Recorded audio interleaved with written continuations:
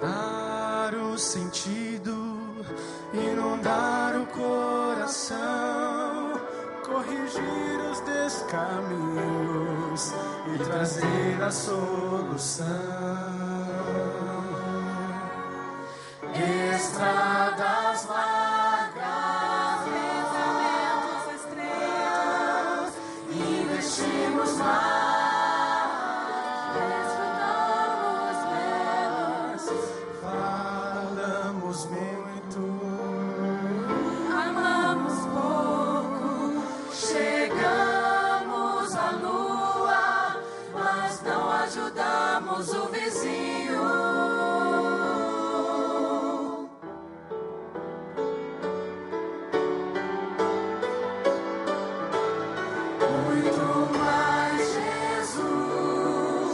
Precisamos respirar muito mais, Jesus, para encher a nossa vida, para mudar o sentido, inundar o coração, corrigir os descaminhos e trazer a solução.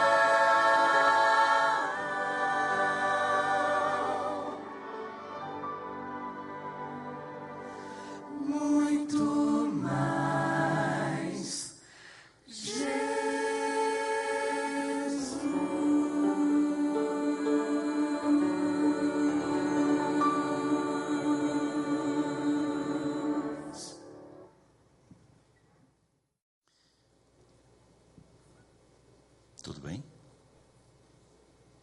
Não? Tudo bem? Hã? É que tanta gente já falou boa noite, né? Eu cheguei a falar boa noite de novo. Mas eu quero estender um abraço muito carinhoso a cada um de vocês. A você que nos acompanha em casa. Ontem nós tivemos quase 900 computadores conectados.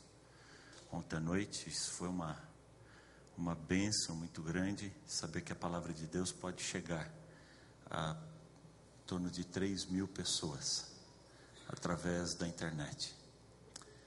Mas também o meu abraço muito querido e muito carinhoso a você que está aqui com a gente. Eu sei que alguns de vocês estão vindo direto do trabalho. Deixa eu dizer uma coisa para você, não se incomode se você veio para a igreja sem passar em casa e tomar um banho. Não se incomode se você veio direto do trabalho e está com a roupa do trabalho. Pode ser até que alguém olhe meio diferente assim para você. Ore por essa pessoa, porque ele está precisando de oração. Porque na cabeça dele era melhor você não vir. Eu te garanto que Jesus prefere você assim. É sempre muito bom quando nós podemos estar na presença do Senhor nosso Deus. Eu quero lembrar você mais uma vez de que esta é uma semana de oração. Então tome tempo para orar. Tome tempo para conversar com Deus. Gaste tempo aos pés do Senhor. Eu sei que a gente corre atrás de muita coisa. E todas as coisas são importantes. Mas quando Maria sentou aos pés de Jesus e Marta foi reclamar com Jesus: Senhor, o Senhor está vendo o tanto que eu estou correndo sozinha? O Senhor está vendo tudo que eu tenho que fazer por causa desse monte de gente que veio aqui, só porque o Senhor está aqui na minha casa está lotada de gente, eu tenho que dar comida para todo esse povo, eu correndo de um lado para o outro, sozinha. O Senhor está vendo isso? Está vendo minha irmã sentadinha aí do teu lado, sem fazer nada? Por que o Senhor não dá uma dura na minha irmã e manda ela vir me ajudar? O que foi que Jesus falou para Marta? O que foi que Jesus falou para Marta? Quem estava certa? Maria estava certa. E Jesus disse assim: filho, eu sei que às vezes você se mata de trabalhar. Não vale a pena. Nós temos uma cultura que predomina no nosso país, uma cultura religiosa, que parece que ensina para a gente que é pecado ser rico. Jesus nunca disse que é pecado ser rico. A Bíblia nunca mencionou que é errado você ter muito dinheiro.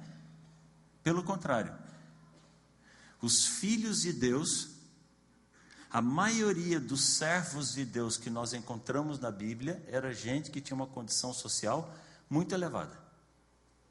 Noé, tudo indica que era um homem muito rico, porque ele precisava de muito dinheiro para contratar empregados e comprar toda aquela madeira e poder construir uma arca daquele tamanho sozinho. Abraão teve problema para sair de Ur dos Caldeus, porque ele era um homem muito rico. Ele tinha um rebanho muito grande, ele tinha uma quantidade muito grande de servos. Davi, Salomão foi o rei mais rico de toda a terra naquele tempo. O problema não é ter dinheiro. O problema é viver em função do dinheiro. O problema é colocar o coração no dinheiro. Eu sempre digo assim, olha, tem rico que tem espírito de pobre. Não é apegado nessas coisas. Ele não vive em função disso. Ele tem, mas ele reparte, ele compartilha, ele está sempre olhando ao redor, ele está sempre preocupado com as pessoas ao lado dele. É um rico com coração de pobre. E tem pobre com coração de rico.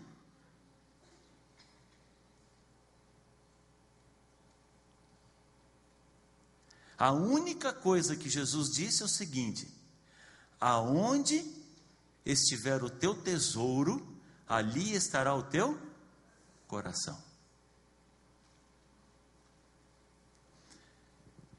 Esses dias, não sei, acho que umas 2, 3 semanas atrás, a revista Veja, falando sobre os mineradores lá do Chile, que foram resgatados e não sei mais o que, e falando sobre o ouro que voltou a valorizar agora, com essa queda do dólar, o ouro volta a valorizar. E eles fizeram um estudo, todo o ouro que foi achado na terra até hoje,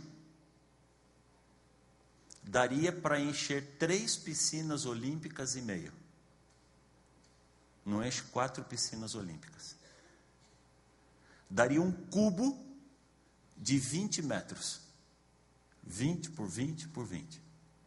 Todo o ouro que já foi achado na terra até hoje.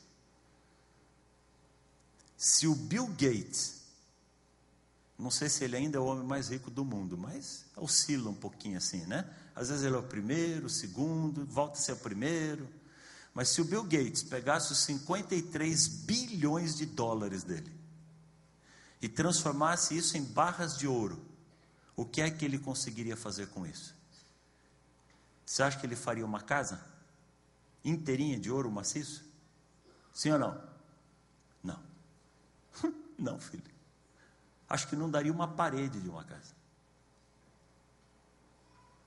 Jesus disse assim: vocês dão valor para essas coisas. Sabe o que eu faço com isso aí? Isso aí para mim é calçamento de rua. Vale nada.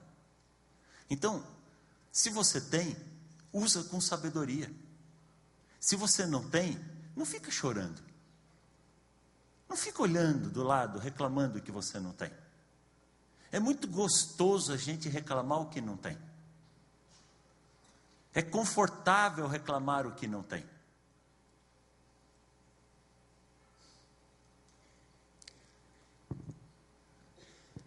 Você lembra da parábola dos talentos? Por que Deus deu 5 para um? Por que deu 2 para outro? 1 só para outro? Não sei. Não sei. Ontem eu falei sobre servir a Deus. Todos nós somos chamados para servir a Deus. Eu, especificamente, fui chamado para ser pastor. Nem todo mundo é chamado para ser pastor. Você acha que daria certo um mundo onde 100% das pessoas fossem pastor de igreja? Você acha que daria certo uma igreja onde todos os membros fossem pastor? Não daria. Esses dias eu sentei para conversar com o zelador da minha igreja. Há alguns ministérios que são calados, são mudos. Está lá a galera do áudio, está a galera do som, trabalhando lá em cima. O som é o que a gente mais ouve, mas nunca pensa. É um ministério mudo. Quem trabalha no som, entra mudo, sai calado. Quem é que lembra do som? Quem lembra do som da igreja? Ninguém lembra. Quem lembra da limpeza da igreja? Ninguém lembra. Você já viu alguém no final do culto procurar quem é o zelador da igreja? Para dar os parabéns para ele, porque quando ele chegou, aquele papel que ele largou no banco aí não estava mais? Ninguém lembra. Você já viu alguém ir bater na porta lá para parabenizar o rapaz do som, porque o som funcionou direitinho? A gente não lembra dessas coisas. Quando lembra, é porque tem alguma coisa errada. Quando chega alguém para cantar aqui, o playback não entra, todo mundo olha lá para trás. Aí nessa hora você é lembrado, aí você vira astro. Eu converso com esse pessoal, qual ministério é mais importante? O meu, que estou aqui na frente pregando, ou deles, que estão sentados ali atrás da mesa, trabalhando, ou desses nossos irmãos aqui, ontem era você, parado atrás da câmera. Qual ministério é mais importante? Um não existe sem o outro. Esses dias eu sentei com o zelador da minha igreja, é um baianinho desse tamanhozinho assim, chama Carlos, limpa uma igreja desse tamanho, tem que limpar as salas, departamento infantil, limpar os banheiros. Ninguém nunca vai atrás dele para dizer, ô meu irmão, eu saí daqui sábado passado, sábado à tarde, aquele banheiro estava tão sujo, cheguei hoje, o banheiro está limpinho, parabéns. A gente nem lembra disso. Mas eu conversei com ele, qual ministério é mais importante, o seu ou o meu? Aí ele ficou olhando para mim assim. Todos nós somos importantes. Alguns são chamados para serem pastores. Outros são chamados para serem ministros na música. Outros são chamados para serem ministros em outras áreas da igreja. Outros são chamados para serem ministros servindo a Deus em outras áreas que a igreja precisa, como funcionários da igreja, médicos, professores, engenheiros, secretárias, gente da limpeza, de tecnologia de informática, de telefonia. Outros são chamados para servir a Deus em lugares onde a igreja não tem alcance. A empresa que você trabalha, a escola que você estuda, quem estuda fora daqui, você tem uma oportunidade de testemunhar para pessoas com quem a igreja não teria contato.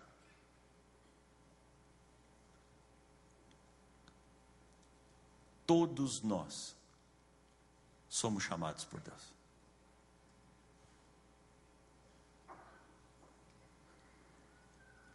O problema na nossa vida começa quando eu olho para o meu lado. Toda vez que eu olho para o meu lado, vejo outra pessoa e começo a me comparar com ela, eu começo a ter problema.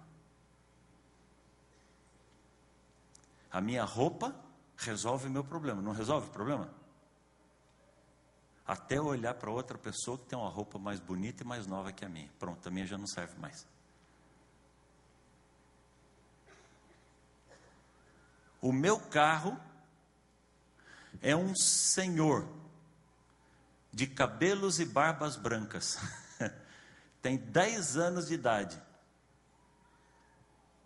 Funciona direitinho, me leva para tudo que é lugar. Um Hondinha Civic daquele modelinho mais antiguinho que tem. Que belezinha, como trabalha aquele carro. 5 anos que está comigo. E vai ficar ainda mais uns 2 ou 3, sei lá quanto, porque por enquanto não tem chance nenhuma. Mas eu me sinto bem com ele, eu gosto dele, ele resolve o meu problema, me leva para tudo que é lugar. Mas eu confesso para você que na hora que eu estou parado no sinal de trânsito, para um New Civic do meu lado, o meu carro fica murchinho, sem graça. Toda vez que a gente começa a se comparar com as outras pessoas, a gente começa a mergulhar em problema e em depressão. Porque eu começo a cobrar de Deus o que Deus nunca me prometeu. Ontem eu falei para vocês que eu sou primo do Fernando Iglesias. Aí alguém na saída falou assim: pastor, eu bem que sabia que conhecia essa voz de algum lugar. Outro dia eu preguei numa igreja onde o Fernando foi pastor, interior de São Paulo aqui.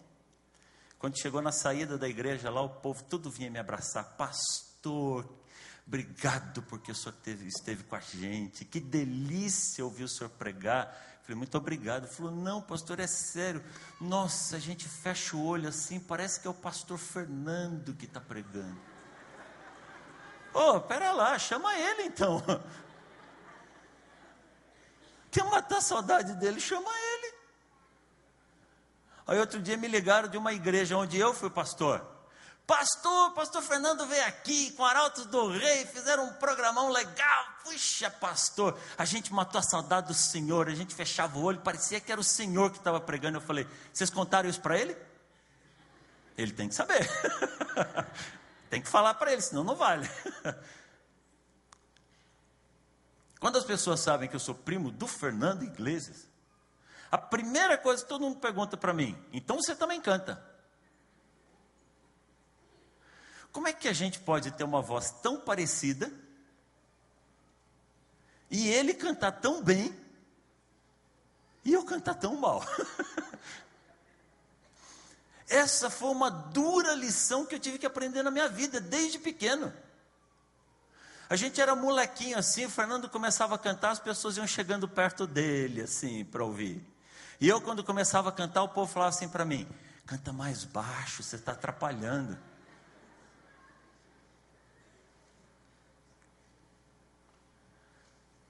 Quando nós íamos fazer teologia aqui, a gente saía fazer semana de oração, fizemos um monte de semana de oração junto. E era muito legal, porque uma noite eu pregava e o Fernando cantava.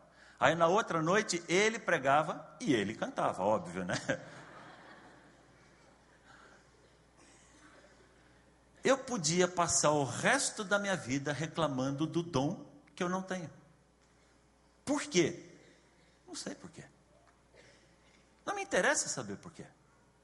Mas eu podia passar o resto da vida sentado numa esquina da vida reclamando o dom que eu não tenho. Eu não sou o Fernando. Eu não sou o Itaniel. Cada um de nós é diferente. Cada um de nós tem as suas características e os seus defeitos. Por isso Deus nos uniu nessa comunidade. Porque quando nós nos unimos, nós temos qualidades diferentes e temos defeitos diferentes. Aonde são os meus pontos fracos, são pontos fortes da sua personalidade. E sabe o que eu aprendi na minha vida? Para mim a coisa mais gostosa da igreja, quando nós nos unimos como um corpo, como um povo, nós unimos as nossas virtudes. Nós podemos ajuntar todas as nossas qualidades. E não é uma bênção isso aqui? E sabe o que eu descobri? Quando nós unimos as nossas virtudes, nós anulamos os nossos defeitos. Isso é o corpo de Cristo. Porque as suas qualidades cobrem os meus defeitos. As minhas qualidades cobrem os seus defeitos. As suas qualidades cobrem os defeitos deles. E assim, unimos as nossas virtudes, anulamos os nossos defeitos. Por isso Deus nos fez para viver em união. Só que a gente pega as poucas qualidades que a gente tem e começa a reclamar dos outros que não têm as mesmas qualidades que a gente.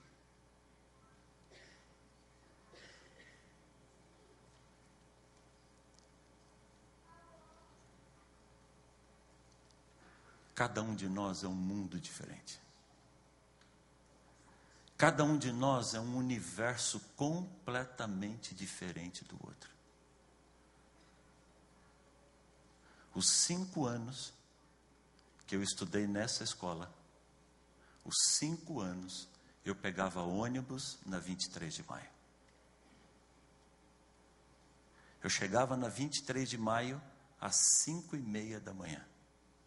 Já cheguei de todo jeito que você pode imaginar. Você não tem noção o tanto de história de ônibus que eu tenho na minha vida. Eu nasci aqui em São Paulo, mas eu morei muitos anos em Taubaté. Eu nunca tinha visto uma pessoa dormir dentro de um circular. A primeira vez que eu e o Fernando viemos para o colégio de ônibus aqui, a gente começou a ver aquele povo dormindo de babá no ônibus assim. A gente ria tanto disso daqui. Cada dia nós chegamos na casa da tia Nilda, lá na Liberdade, com uma história diferente de alguém que dormiu no ônibus. Uma vez tinha uma moça que ficava olhando pela janela assim, tentando não dormir. Mas a cabeça dela ia caindo, e tuf, ela dormia assim. E eu e o Fernando sentadinho lá no fundo do ônibus, a gente ficava olhando para ela lá na frente, falando baixinho um para o outro. Você está sob o meu domínio agora. Você está com sono, com muito sono, e a cabecinha dela lá na frente pendendo. Os seus olhos estão ficando pesados, não tente resistir, você vai dormir, durma. E ela caía lá na frente. Cada dia a gente chegava com uma história diferente. Um dia, chegamos na casa da tia Nilda, o Fernando rindo, a tia Nilda falou: qual foi a história de hoje, Fernando? Ele falou: tia, a senhora não sabe. O Paulo dormiu no ônibus. Ah, vocês chegam todo dia aqui rindo dos outros que dormem, agora foi o Paulo que dormiu. Ele falou: tia, você não sabe, o Paulo dormiu no ônibus e passou do ponto, foi parar lá no Anhangabaú. Ah, todo mundo riu lá na casa da tia Nilda, né? Aí daqui a pouco minha tia parou e falou: ué, Fernando, e você, onde é que estava que chegou junto com ele? Ele falou: dormindo do lado dele.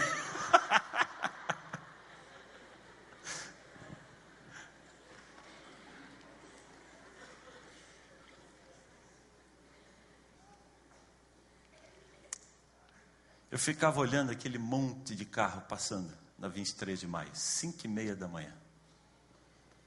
Eu via todo tipo de gente dentro daqueles carros. E olha que naquele tempo os carros passavam na 23 de maio, né? Porque agora não passa mais, né? Fica tudo parado no mesmo lugar, assim. 5:30 da manhã eu via gente toda arrumada. Eu via gente toda descabelada. Eu via gente de pijama. Eu via gente cantando dentro do carro. E via gente bocejando, quase dormindo. Via casais passando abraçadinho, via casais passando, brigando, 5:30 da manhã. Eu ficava olhando aquilo e pensando: meu Deus, cada carro desse é um mundo, é um universo.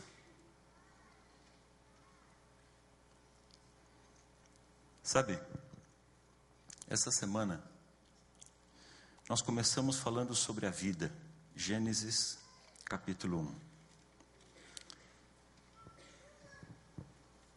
Aqui em Gênesis capítulo 1, a Bíblia fala de um Deus que criou tudo. Criou os céus, criou a terra. Um Deus que colocou ordem nesse caos. E o verso 27 diz que criou Deus o homem à sua imagem. A imagem de Deus o criou. Homem e mulher os criou. Depois, nós navegamos para o capítulo 3 de Gênesis.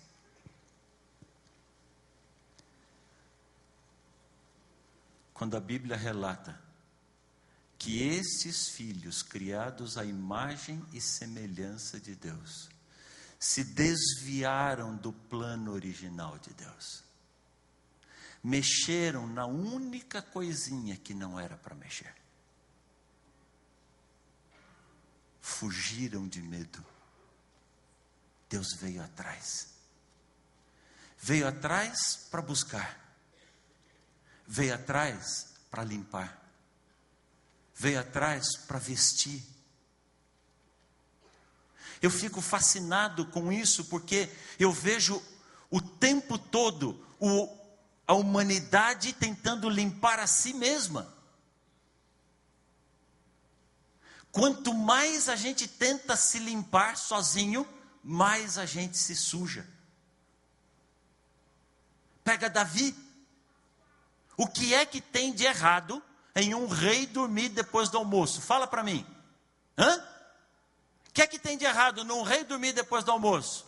É pecado isso, sim ou não? Não. Você já dormiu depois do almoço alguma vez? Sinta-se um rei. Porque a Bíblia diz que os reis dormem depois do almoço. Que pecado tem no rei depois que acordou aquela cochilada, aquela sonequinha depois do almoço? Que é que tem de errado no rei ir para a varanda, respirar puro? Tem alguma coisa de errado nisso, sim ou não? É pecado respirar puro? Sim ou não? Não. O que é que tem de errado o rei na varanda respirando ar puro ficar olhando para uma mulher pelada? Opa, alguma coisa deu errado nisso daqui.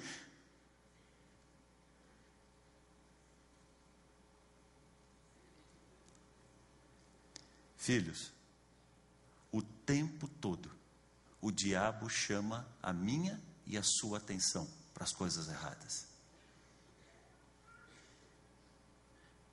Eu não tenho como impedir Satanás de chamar a minha atenção para alguma coisa errada. A Sarah White diz assim: eu não tenho como impedir um passarinho de voar sobre a minha cabeça, mas eu posso impedir o quê? Que ele faça um ninho sobre ela. O problema de Davi não foi ver Batseba. O problema foi continuar lá. É legal. Não, mas espera um pouquinho, mas é legal mesmo, né? Quem é aquela mulher? Chama ela aqui. Rei, ela é casada. Tudo bem, não vou fazer nada de errado, só quero olhar ela um pouquinho. Só sentir o cheiro dela.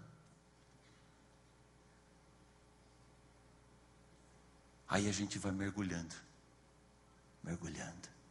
Mergulhando. E aí a gente acha que não é mais digno. E quer se limpar sozinho. Quer se livrar do pecado. Depois eu vou voltar para Deus. E aí quanto mais eu tento me limpar, mais eu me sujo.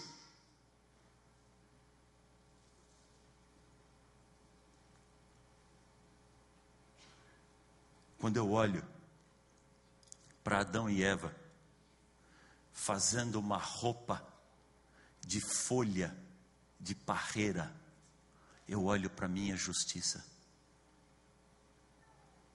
É assim que a gente tenta cobrir os nossos problemas.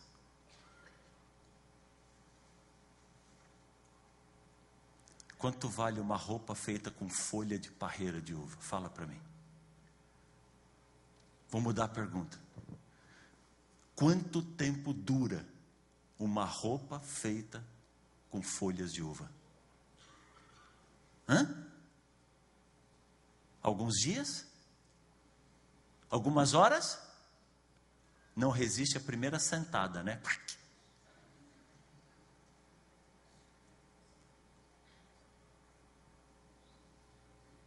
Agora eu vejo Deus dizendo: filho, você está nu, eu vou cobrir você.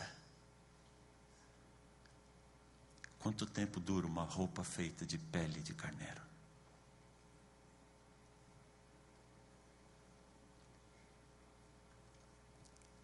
As nossas soluções são paliativas. As soluções de Deus são definitivas. As nossas soluções não valem nada. As soluções de Deus são eternas.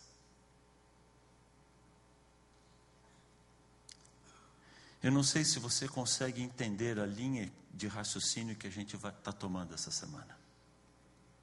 Eu preciso desafiar alguns paradigmas da sua religião. Nós precisamos quebrar alguns conceitos que a gente vem arrastando por anos e anos, sem parar para pensar nisso. Por que você vem à igreja?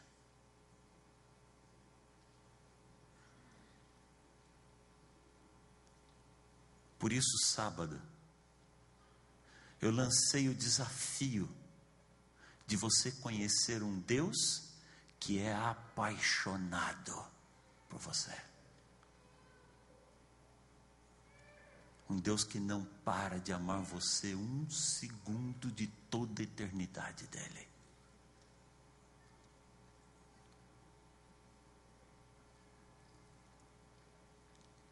Domingo, eu desafiei você a aceitar o plano dele do jeito que é. Tem que ser do jeito dele. Não adianta você dizer para Deus, eu sei o que eu estou fazendo. A gente não sabe. Eu não sei dar conta de nada. Você está viajando na estrada, o teu carro para. Você abre a tampa do motor e fica olhando ali como se entendesse alguma coisa. Entende nada. Vai continuar lá quebrada. A gente não sabe de nada. E quer questionar com Deus. Filho, para seguir a Deus tem que aceitar o plano dele do jeito que é. Porque o plano de Deus é sempre melhor. Por isso que ontem eu gastei tanto tempo dizendo para você, você tem que estar preparado, porque você vai perder. Não acha que vai dar tudo certinho. Eu e você temos um inimigo em comum. E Satanás trabalha dia e noite, sem parar. Ele manda uma legião, não é um só não. Ele manda uma legião de anjos maus, de demônios, para estudar a minha vida, a sua vida, para fabricar problemas e tentações personalizados.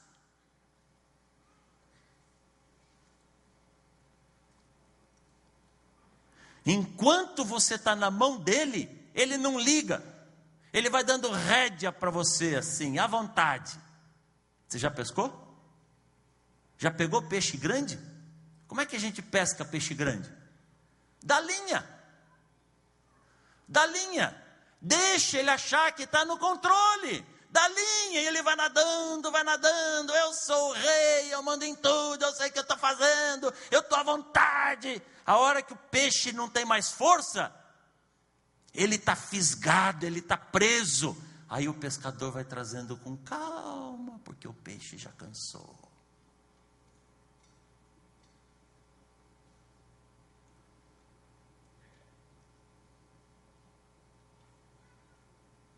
Mas quando você decide se libertar do anzol, quando você decide se libertar dessa cadeia, ele vai lançar contra você os piores ataques. Mas sabe o que é que você vai perder de fato? Nada. Filho, continue confiando em Deus. Deixa o tempo passar. Dá tempo para Deus atuar na sua vida.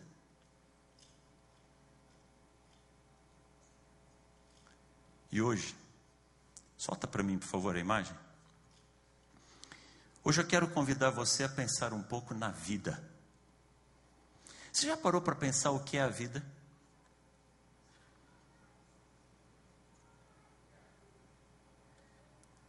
A Bíblia diz que a gente era uma estátua de barro. Não era nada.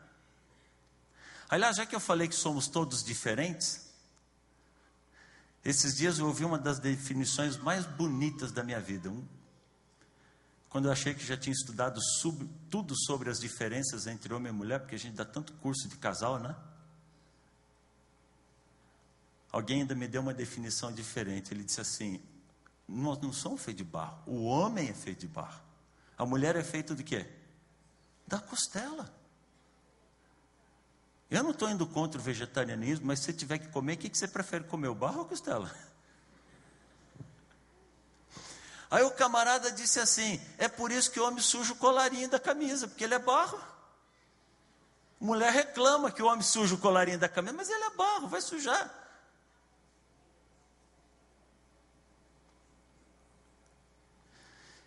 Filho, nós ganhamos a vida de presente. A vida não é minha, a vida não é sua. Você já tentou definir o que é a vida? Eu achei que algum dia eu saberia definir a vida. Afinal de contas, eu tive a oportunidade de trazer 2 vidas a esse mundo. A minha filha Stephanie e o meu filho Tiago.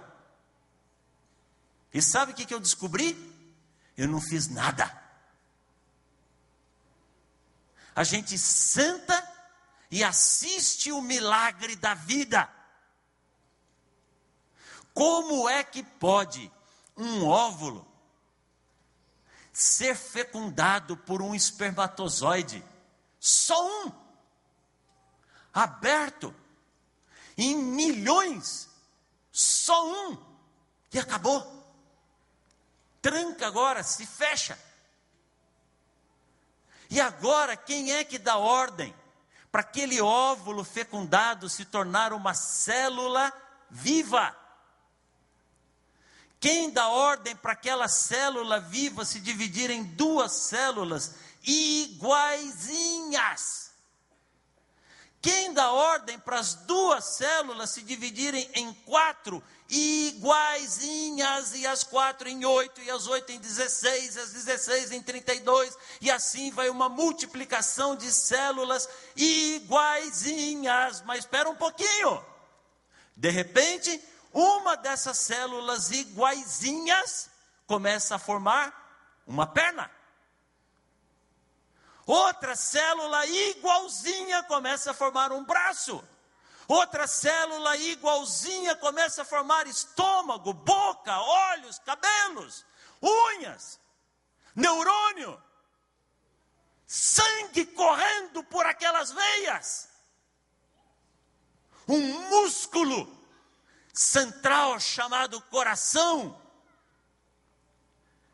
Quem é que colocou aquele coração para começar a bater ali dentro? Fala para mim o que é que você fez? Nada. A gente senta e assiste o milagre da vida.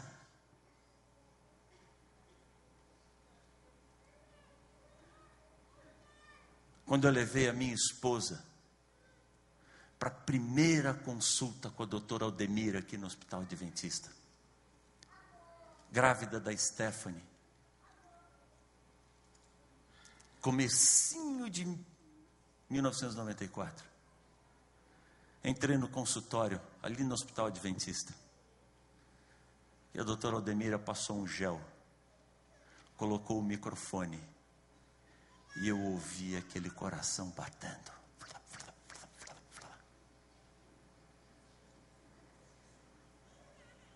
Eu só senti as lágrimas correndo. Eu sentei numa cadeira e parei para pensar: meu Deus, quem pôs esse coração para bater?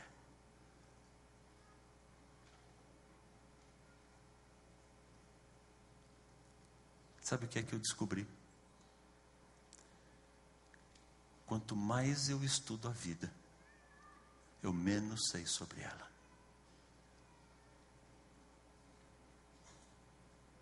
Mas eu queria entender um pouco melhor a vida. Eu fui para o centro de toda a sabedoria humana do século XXI. O Google.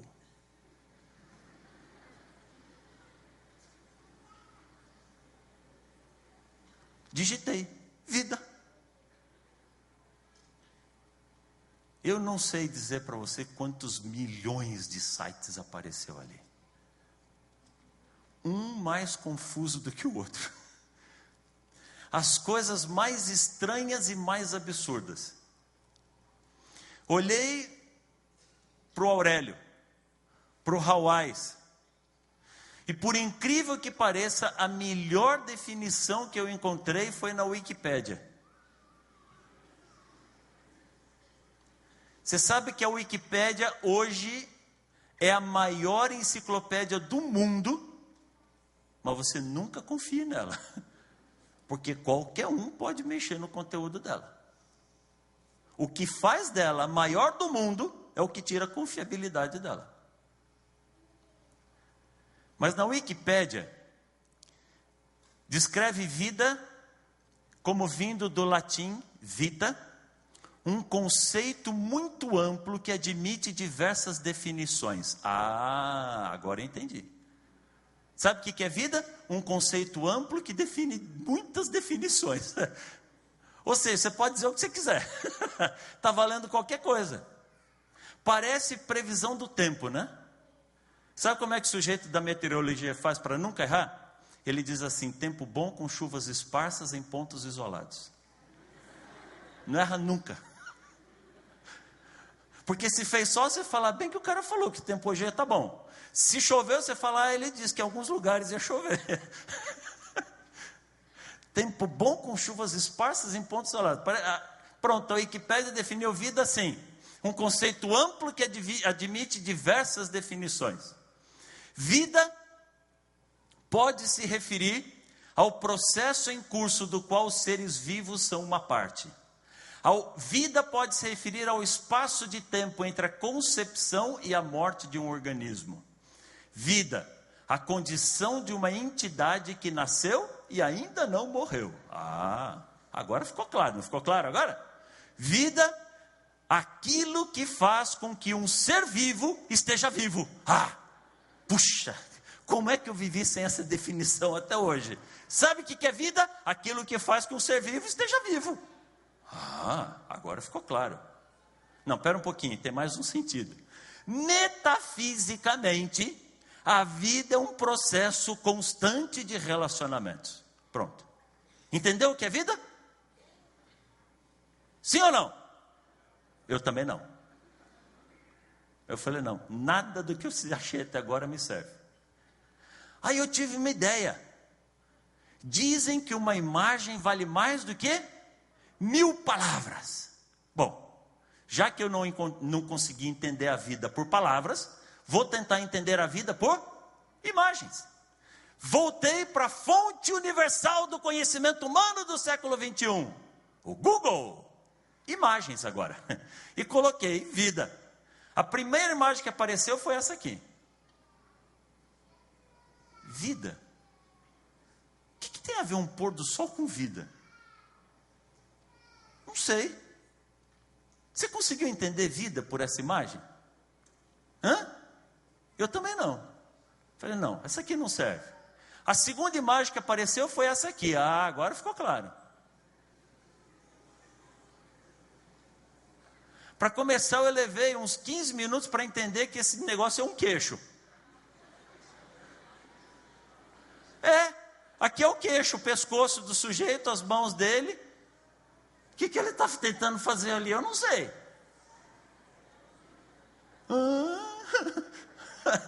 Viu como é difícil de entender?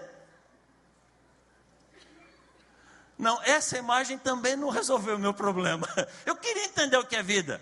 Fui para outra. Ah, vida. Parece que fala um pouquinho. Sabe o que eu descobri? Que a maior parte das imagens que falam sobre vida parece o povo de braço levantado assim. Eu não sei se é para dizer que com o cheiro do CC eu mato alguém. Eu sou capaz de tirar uma vida, né? Ou se estiver bem limpinho, eu sou capaz de salvar uma vida, né? Não sei, mas tem tanta gente assim. Talvez seja o V da vida, né?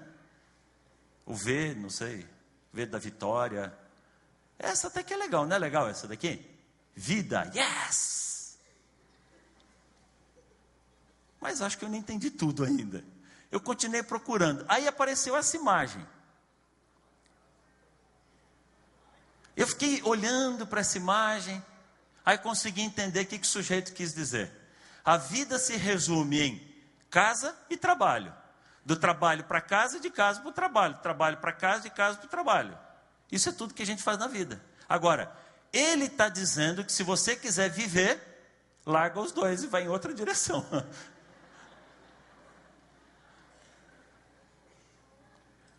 Não, mas eu acho que não me resolveu o meu problema. Resolveu o seu? O meu não.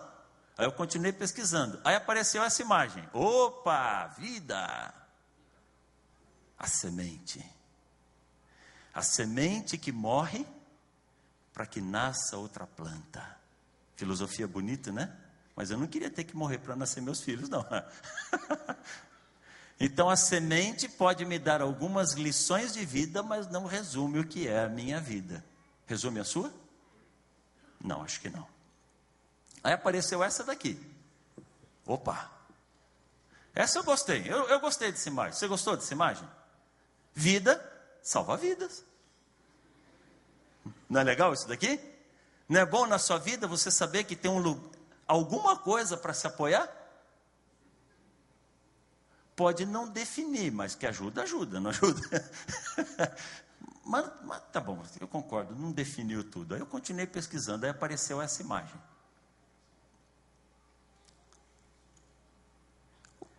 O que será que essa imagem pode dizer de vida?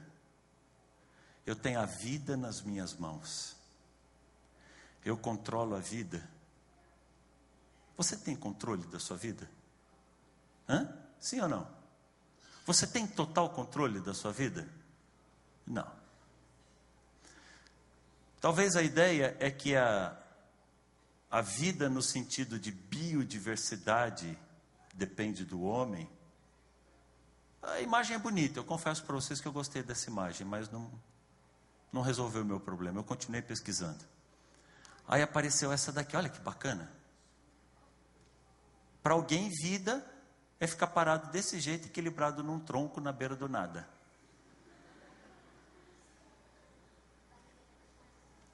Eu jamais conseguiria fazer isso. Mas também não acho que isso aqui resolveu o seu problema de vida aqui. Também não resolveu o meu. Vida, aí encontrei essa imagem. Uau! A vida é uma estrada. A vida é uma jornada. Eu enxergo um pedaço dela, mas não sei aonde ela vai chegar. Já tem alguma lição interessante aqui. Tem ou não tem? Só tem uma coisa que eu não concordo nessa imagem. Essa imagem me diz que vida é uma rota única. E a vida não é uma rota única. A vida tem várias opções de caminho. A cada instante da minha vida eu tenho que tomar decisões. E deixa eu dizer uma coisa para você. A gente adoraria que Deus tomasse as nossas decisões por nós, sim ou não? Como essa garotada pede sinal para saber com quem vai casar, né?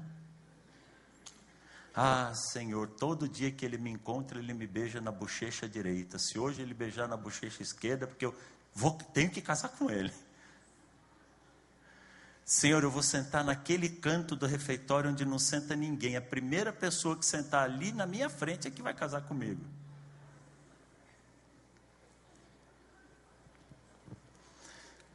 Deixa eu dizer uma coisa para você. Deus respeita a nossa ingenuidade. Cuidado com esse negócio de sinal. A gente não depende de sinal para saber a vontade de Deus. A vontade de Deus é clara. Geralmente, quando a gente começa a pedir sinal, é porque já sabe que está numa enrascada e está pedindo um ok de Deus para poder botar a culpa nele depois. Aliás, é por isso que nós gostaríamos que Deus escolhesse para a gente, para agora eu poder falar mal do marido e falar, ainda foi Deus que me mandou ele. Deus nunca toma uma decisão por mim ou por você. Ele chama, ele convida, ele mostra qual é o melhor caminho, ele ajuda a enxergar tudo o que está acontecendo ao seu redor, mas a decisão é sua. Então nunca pergunte para Deus se é com essa pessoa que você tem que casar, porque não é Ele que vai escolher isso para você. Peça para Deus te dar sabedoria, para você ter visão clara e coragem de assumir a decisão, quando você percebe que está entrando numa roubada, porque a gente sabe que está entrando numa roubada, sabe ou não sabe? Ah, sabe. 80% das pessoas que vêm conversar comigo sobre relacionamento conjugal, gente casada, diz assim: pastor, todo mundo me avisou.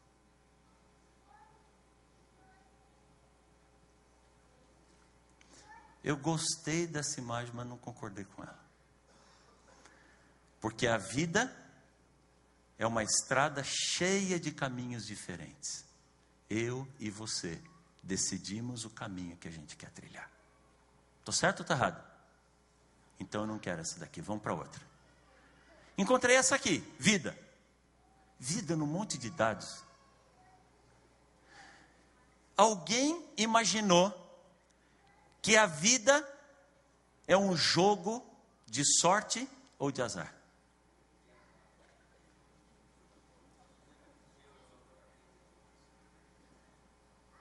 E geralmente a gente sempre se acha um azarão, né? Sim ou não? Você já ouviu falar na lei de Murphy? Sabe quem foi Murphy? Edward Murphy, um médico da Força Aérea dos Estados Unidos.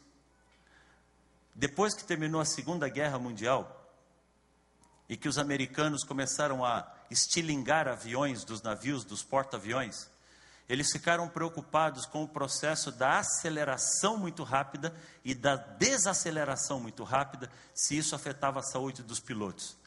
E o tenente Edward Murphy foi convocado para fazer testes para saber o que podia afetar na saúde dos pilotos, essa aceleração e desaceleração muito rápida dos navios que eram lançados e pousavam no porta-aviões. Edward Murphy desenvolveu um aparelho cheio de eletrodos que ficavam ligados no corpo inteiro do piloto e que mapeavam todos os sinais vitais do piloto para saber que tipo de alterações eram provocadas no momento que o avião... Vocês já viram um avião sendo lançado de um porta-aviões? É um cabo de aço, um gancho embaixo dele, e o avião é literalmente estilingado para fora, porque a pista é muito curta.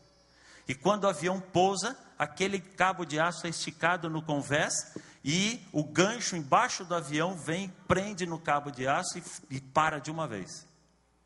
E um dia, Edward Murphy foi chamado porque a máquina dele não estava funcionando bem. Quando ele tirou a tampa da máquina, ele viu que todos os eletrodos estavam errados. E ele disse assim: droga, olha, se tem alguma coisa que pode dar errado, é comigo que dá errado. Por que que comigo dá tudo sempre errado? Outro militar da Força Aérea que estava passando por ali, ouviu Murphy falando aquilo, saiu assim: Murphy tem razão, comigo também dá tudo sempre errado. E assim um foi passando para o outro, e nasceu a lei de Murphy. Se alguma coisa pode dar errado, vai dar errado comigo. Hoje, existem pelo menos 7 livros com regras da lei de Murphy. A minha torrada sempre cai com a manteiga virada para baixo. A chave que eu quero é sempre a última do chaveiro. A minha fila no supermercado ou no pedágio é sempre a mais lenta. E um físico inglês decidiu testar a lei de Murphy. E ele passou 7 anos pesquisando a lei de Murphy. Isso valeu para ele o prêmio Ig Nobel da ciência. Foi a pesquisa menos relevante para a humanidade. Ele passou uma semana inteira dentro do supermercado cronometrando todas as filas. Ele passou uma semana inteira parado no pedágio, cronometrando todas as filas. Sabe o que ele descobriu? Ninguém é azarão. Não existe isso. Na média, todas as filas andam na mesma velocidade. O problema é que eu só enxergo a minha, que está parada. Aí quando uma fila andou um pouquinho, eu falo, aquela está andando mais, eu pego e mudo para ela. Aí aquela que eu estava anda um pouquinho, você fala, essa agora voltou a andar, eu volto para ela. Aí aquela anda um pouquinho. A vida é feita de escolhas, a vida não é um jogo de dados. A vida não é obra do acaso. Também não é predestinação de Deus. Eu escolho as coisas que acontecem na minha vida. Eu sei que eu e você, de vez em quando, sofremos consequência dos erros dos outros. Mas a maioria das vezes, as consequências são das nossas próprias escolhas. Então, desculpa, mas eu não quero essa imagem. Alguém disse que vida é isso daí. Eu não vou nem comentar sobre ela. Alguém acha que vida é só um nada, um punhadinho de nada que está escorrendo pelo ralo e está acabando. Não, eu também não acho. Alguém disse que vida é um labirinto, que você não sabe de onde veio, onde você está e muito menos para onde você vai. Eu também não quero. Vida é sucesso. Vida é sucesso. Tem gente que acha que a vida pode ser resumida nos bens que eu consigo conquistar. Sabe o que é que a Bíblia diz sobre isso? Sabe o que é que Salomão diz lá em Provérbios? Que os desejos do homem são como o mundo dos mortos. Nunca está cheio. Você já viu o cemitério cheio? Que não cabe mais ninguém? Todo cemitério está cheio, mas todo dia cabe mais gente. Assim é o nosso coração. Nunca está cheio. Toda vez que eu estou olhando para o lado, eu estou desejando alguma coisa que eu não tenho. E a gente é sempre infeliz por isso. Imagine o sujeito parado no ponto de ônibus, atrasado para o serviço. O ônibus não vem, passa lotado, vai embora direto. Aí ele vê um motoboy, na rondinha 100 dele. Ele fala assim, se eu tivesse pelo menos uma motinho dessa daí. Vai lá, arranca todo o dinheiro que tem. Faz um crediário de 70 prestações e compra a moto dele. Feliz da vida! Feliz da vida, agora eu vou pelo meio dos carros, eu não dependo de horário de ônibus, que delícia. Aí começa a chover. Aí ele pingando água de chuva assim, vendo o sujeito no fusquinha parado ali dentro. Fala, não, um fusquinha é melhor do que minha moto. Ele vende a moto e compra o fusquinha. Transferiu as prestações para o Fusca. Aí naquele dia quente, abafado, para um sujeito num carro de terno e gravata e a janela fechada, tranquilo no ar-condicionado. Ele fala, não, meu carro tem que ter ar-condicionado. Você sabe onde isso vai parar? Não acaba nunca. Uma vez eu estava pregando numa igreja, e o empresário mais rico daquela igreja me convidou para almoçar com ele. Numa lancha. No domingo de manhã, quando ele chegou na porta da igreja, com aquela caminhonetona enorme, com aquela enorme daquela lancha engatada na traseira da caminhonete, os irmãozinhos da igreja, tudo murcharam. Eu entrei naquela caminhonete pensando assim, o que eu estou fazendo aqui? Fomos para o atracadouro, chegamos lá para ele colocar a lancha na água, e quando nós chegamos lá, aquela lancha dele era a menor de todas. Ele passou o resto do dia se explicando para mim por que a lancha dele era tão pequenininha. Sabe, em algum lugar você vai encontrar alguém que tem mais do que você. Então não queira medir a vida, o sucesso, a felicidade, pelos bens que você tem, pelo tanto de dinheiro que você acumulou.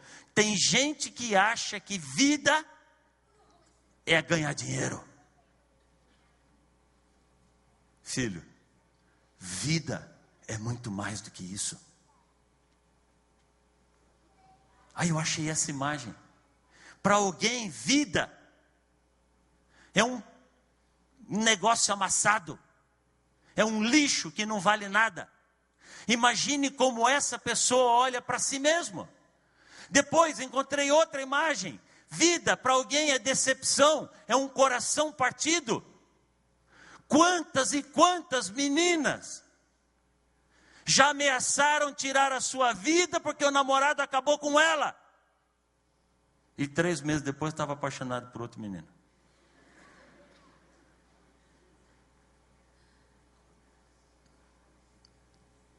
Tem gente que acha que a vida não é nada.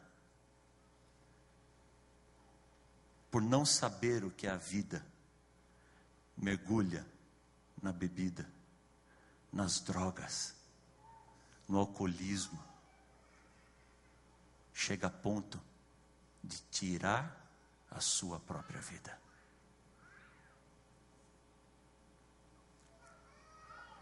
Deixa eu fazer uma pergunta para você hoje. Quanto é que você vale?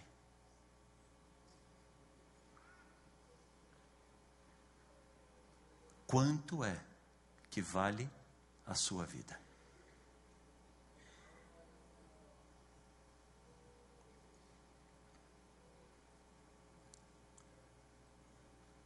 Alguns anos atrás, um jornal nos Estados Unidos fez uma pesquisa na rua. O que você faria por 10 milhões de dólares? Cerca de 20% dos entrevistados disseram que aceitaria ser prostituta por um dia.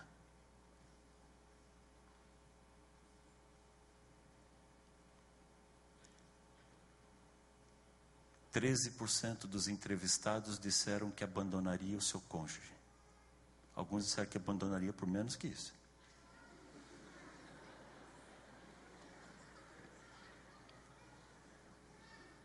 7% dos entrevistados disseram que aceitariam matar um desconhecido. Sabe qual foi a conclusão daquele jornal? Todo mundo tem seu preço. Qual é o seu preço? Você venderia a sua vida por 10 milhões de dólares? Mas está vendendo por bem menos.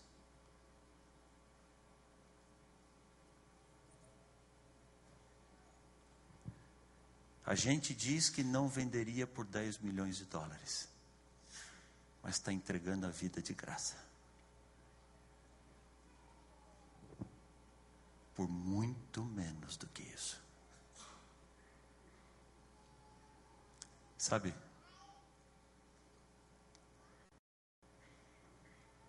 Nem sempre a gente para pensar na vida. Nem sempre a gente para refletir na criação. Poucas vezes a gente para pensar no dom mais precioso que Deus nos deu. A gente acha que isso aqui, só acontece com os outros. Eu não. Eu sei correr. Sabe por que acontece acidente com os outros? Porque a gente frouxa. Eu sei correr. Não é assim que a gente fala? A gente acha que problema só dá com os outros. Acidente é só com os outros. Mas quando eu vejo um acidente do meu lado, Quando sai uma notícia na televisão, eu começo a pensar que as coisas são diferentes. Mas está tão longe, está tão distante. Sabe qual é o nosso problema? É que se a gente se sente acima de tudo isso, a gente acha que nada pode nos destruir.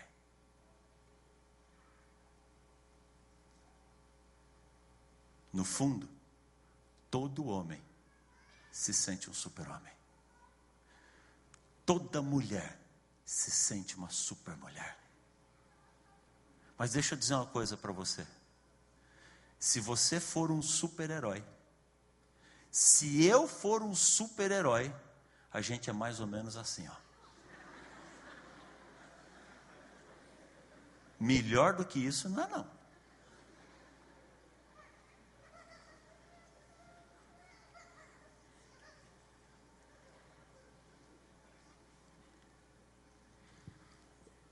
É fácil parar para pensar na vida quando a gente vê uma tsunami.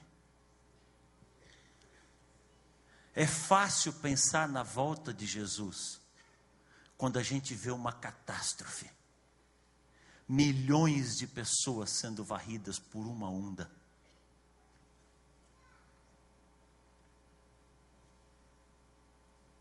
É fácil questionar de Deus.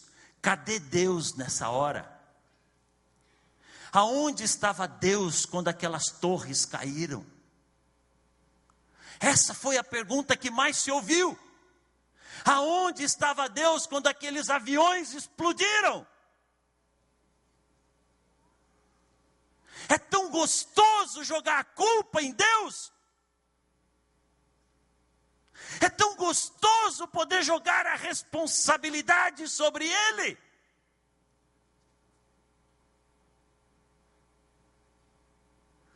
Todos os dias da nossa vida nós deixamos Deus de lado.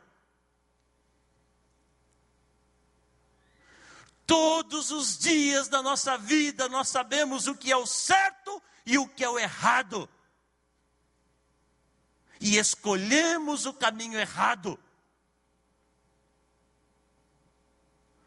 Todos os dias Deus nos chama a atenção para as coisas que têm valor de verdade.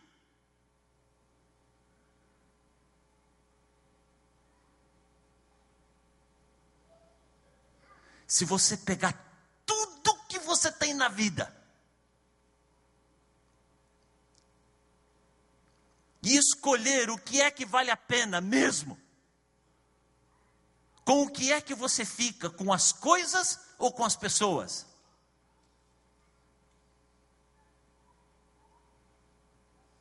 A gente sabe que as pessoas têm valor de verdade, mas todos os dias eu deixo as pessoas de lado para correr atrás das coisas.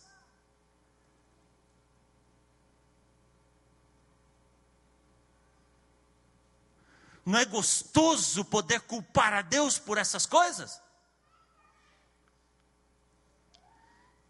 Filho, esse mundo que eu e você vivemos está cada dia mais longe de Deus. Esse mundo que eu e você vivemos está cada dia pior.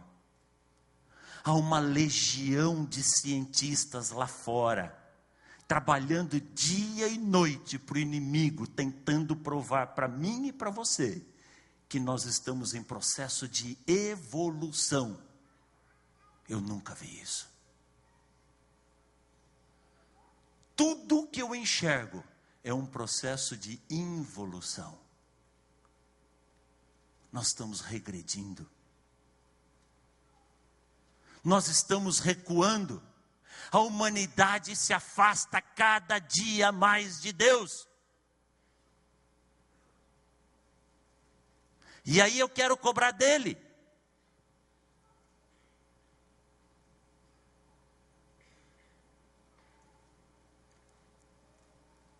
Quando eu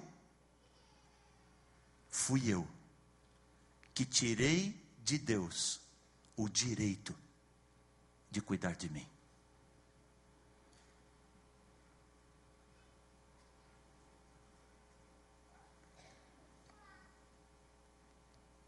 Você acha que Deus não quer cuidar de você? Você acha que Deus não fica atrás de você o dia inteiro, desesperado, tentando lembrar você de olhar de volta para Ele?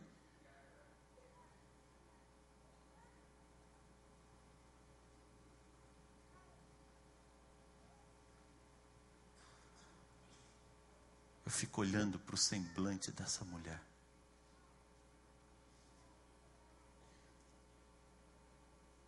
Por quê? A gente só consegue entender o valor da vida quando perde. Por quê? A gente só consegue entender o valor de alguém quando perde essa pessoa.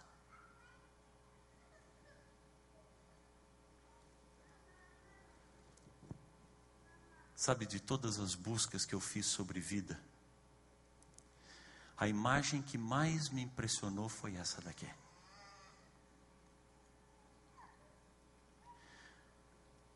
Há uma lenda por trás dessa imagem. Eu fiz uma pesquisa profunda na internet. Existem vários sites que descrevem as lendas urbanas. Sabe o que é lenda urbana? Essa história que alguém inventa e que todo mundo sai contando como se fosse verdade. Nós estamos lotados de lenda urbana. Essa foto não é uma montagem. Essa foto é real. Essa foto foi tirada por um fotógrafo chamado Michael Clancy. Michael Clancy foi contratado pelo jornal USA Today para fotografar a cirurgia. Esse feto tinha um problema de espinha bífida, quem me ajuda? Bífida, obrigado. É uma bífida.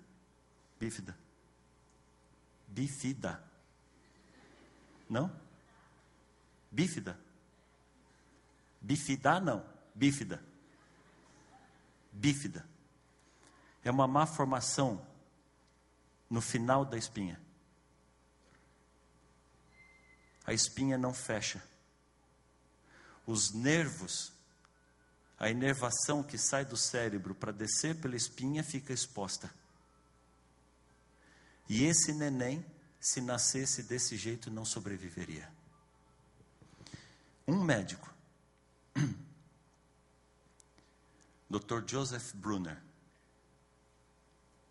do Vanderbilt University Medical Center, aceitou o desafio. Foi o único médico que aceitou o desafio de operar o neném no útero da mãe.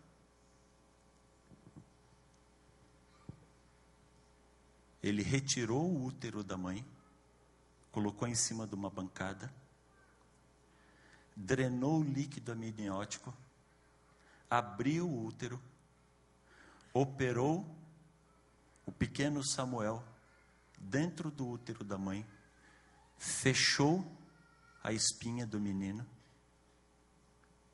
Isso é real. A lenda diz que quando o médico terminou a cirurgia, o menino colocou a mão para fora e segurou a mão do médico como se estivesse dizendo: obrigado, doutor. Eu acho que um nenezinho com pouco mais de 15 semanas não faria isso.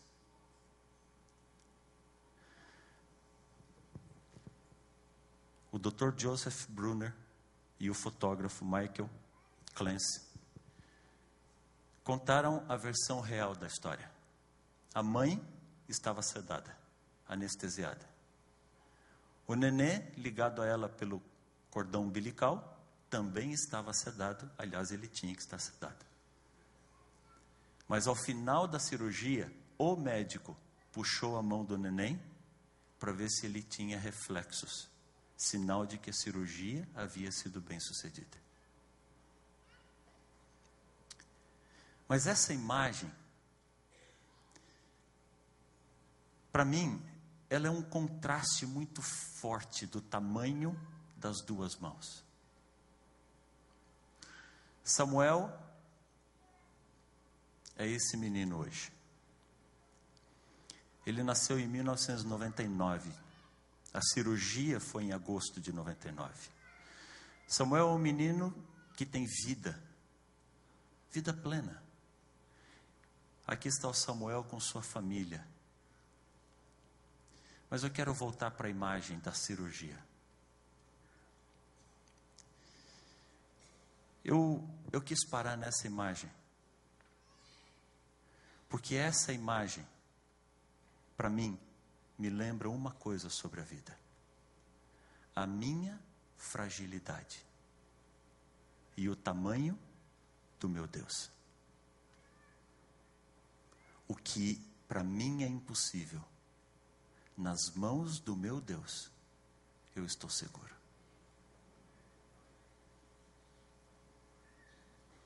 Abra sua Bíblia, por favor, em Isaías capítulo 46. Esse é o verso que você vai levar para casa.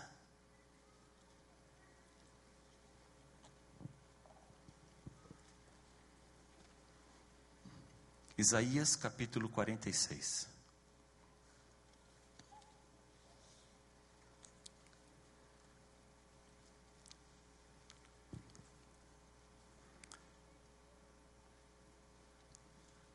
Eu vou ler para você como está na Bíblia, na linguagem de hoje. É a mesma coisa que está na nossa Bíblia, só uma linguagem mais atual um pouquinho. Depois você compara com a sua, depois em casa você lê. Eu vou fazer um convite para você. Leia de novo esse verso hoje antes de dormir. Durma pensando nas palavras desse verso. Na nova tradução na linguagem de hoje diz assim: escute, povo de Israel. Isaías 46, verso 3. Escute, povo de Israel. Escutem todos os que ficaram vivos. Desde que vocês nasceram, eu os tenho carregado. Eu sempre cuidei de vocês. E quando ficarem velhos, eu serei o mesmo Deus. E cuidarei de vocês quando tiverem cabelos brancos. Eu os criei, eu os carregarei. Eu os ajudarei, eu os salvarei. Não é uma delícia isso daqui?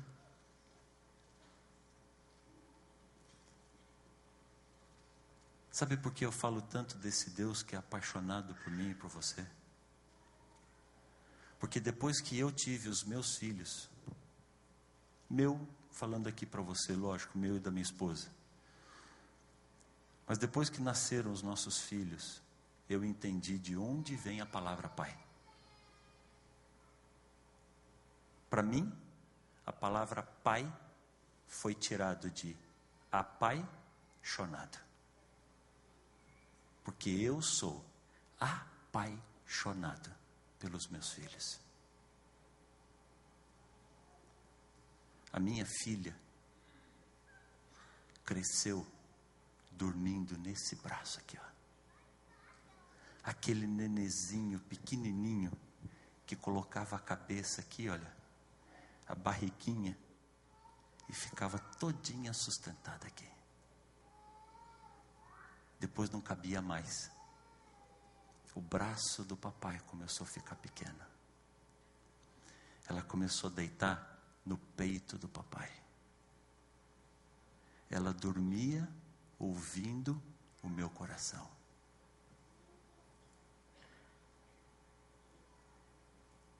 Os meus filhos cresceram no meu colo. Hoje, a minha filha tem 16 anos de idade.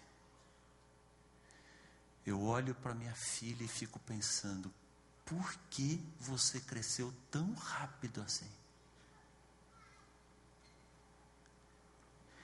Eu achava que a coisa mais gostosa do mundo era sentar no colo do papai. Mas depois que eu tive filhos, eu descobri que tem uma coisa mais gostosa do que sentar no colo do papai. Sabe o que é? É ter os filhos no colo da gente. Aquela moça de 16 anos de idade, à noite, vem se aninhando e achando um jeito de ainda caber no colo do papai. Aí o meu menino, de 11 anos de idade, fala assim: sai daí que agora é a minha vez. Filho, ninguém precisa sair. Esse é o colo do papai. Pode vir, que tem lugar para você também. E deitam os dois. 27 anos somando os dois ali. Que coisa gostosa. Olha para esse Deus dizendo: eu sempre carreguei você. Eu sempre cuidei de você. E quando você tiver cabelos brancos, eu serei o mesmo Deus. E continuarei carregando você. Sabe quem você é? Você não passa da menininha, a menininha de Jesus. Você não passa do menininho, do garotinho de Deus. Filho, deixa eu carregar você. Deixa eu ser o Deus da sua vida. Se você continuar fugindo de mim, eu estou aqui esperando você, mas você não precisa sofrer.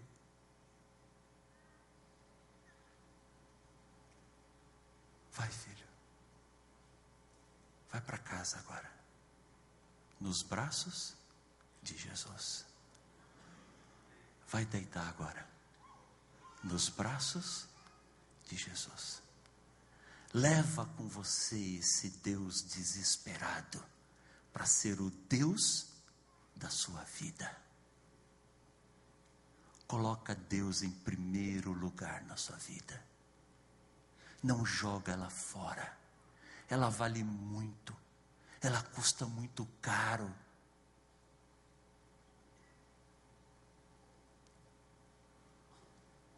Quer deixar Deus cuidar de você?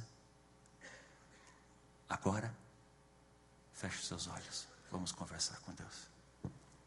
Querido Deus, quanto tempo da vida a gente já jogou fora, correndo atrás do vento. Mas hoje, Senhor, hoje entendemos um pouquinho. Não dá para entender tudo o que é a vida, mas hoje nós entendemos que ela vem das tuas mãos. E que nós temos uma grande oportunidade hoje de deixar o Senhor cuidar da nossa vida. Senhor, desculpa. O Senhor sabe quantas vezes eu já te deixei de lado para correr atrás de coisas que não valem a pena. Mas hoje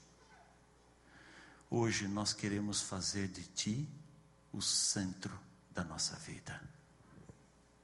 Hoje nós queremos colocar o Senhor para morar no nosso coração, para reinar no nosso coração, para dominar a nossa vida, porque nas Tuas mãos é que vamos desfrutar a plenitude desse presente maravilhoso que o Senhor nos deu. Perdoa, Senhor. Perdoa os nossos pecados. Aceita a nossa entrega. Carrega-nos, cada um de nós, no Teu colo, Senhor. Em nome de Jesus. Amém. Amém.